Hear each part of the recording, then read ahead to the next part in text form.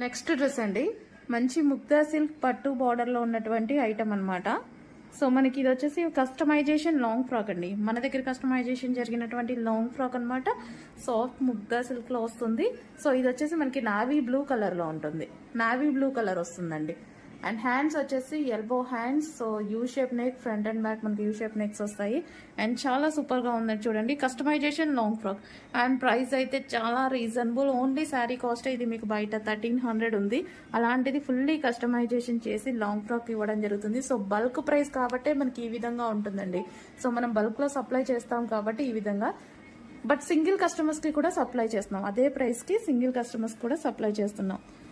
So check చేసి కొంచెం ఫాస్ట్గా ఆర్డర్ చేయండి.